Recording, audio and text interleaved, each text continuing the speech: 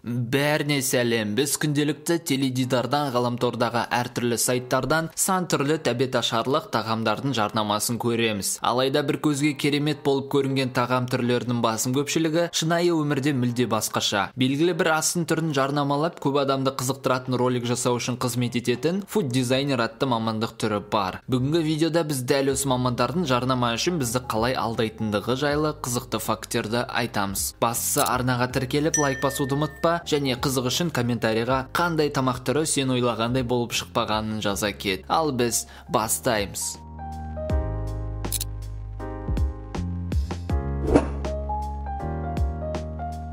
Бәріміз жақсы көретін, дәмі өте тәтті панкейктарды жарнамалау үшін дөңгелек формадағы ағаштарды қолданады екен. Роликта визуалды түрде панкейк үлкен болып көріну үшін осындай әдіс пайдаланылады. Сонымен қатар бір таңғаларлығы, әдетте осы тағамға қосылатын бал мен шәрбаттың орнына мотор майы пайдаланылады. Себебі бұл май түрі студиядағы жарықтың әсерінен көп жарқыл береді.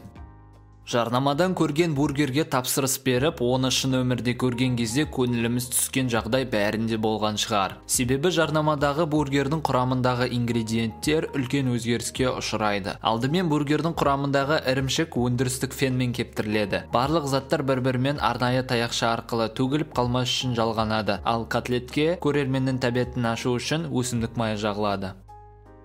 Бұл таң атқанда көбісі сүйсіне жейтін хрустка, несквик секілді хлопья түрлері. Алайда жарнама кезінде мамандар біз қолданатын қарапайым сүтті емес, консервлярлы желімді қолданады. Себебі сүтке салынған кезде хлопьяның батып кететіні белгілі. Сол үшін видеода өнім ыдыстың бетінде тұру үшін желімге сүйенеді.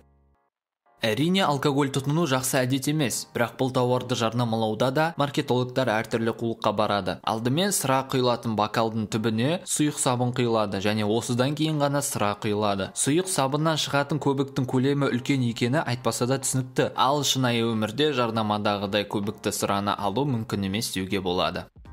Бала кезімізде жақсы көретін жазын символына айналған балмұздақтардың жарнамасы да қызыққа толы. Ұзақ уақыт алатын түсірілім кезінде және көп мөлшердегі жарықтың әсерінен кәдімгі балмұздақтың еріп кететіндігі сөзсіз. Сол себепті жарнамада балмұздақтың орнына жүгері шәрбаты, кондитерлік май және бояғыштар қолданылады. Осының арқасында фото және видео түсірілім қанша уақытқа созылса да бәрібір балмұздақ ерімейді.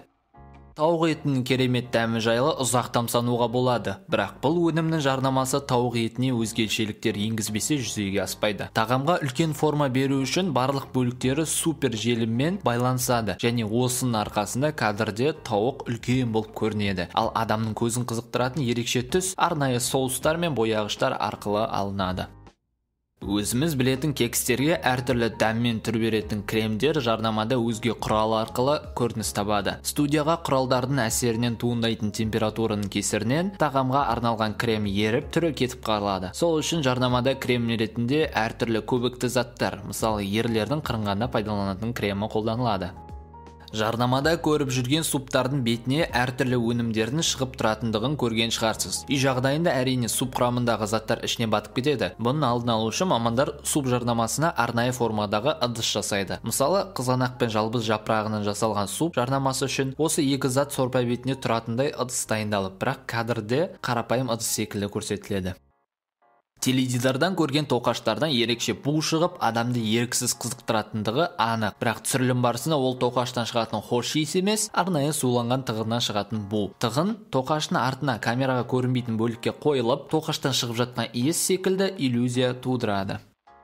Жарнамадағы мұз ешқашан ерімейтіндігін байқаған шығарсыз. Шынында ұзақ түсірілім мен жарық аппараттарының әсерінен мұз еріп, оны қайта-қайта ауыстыру қажет. Алайда оның алдын алу үшін фуд дизайнерлер акрилдан жасалған мұздың формасын қолданады.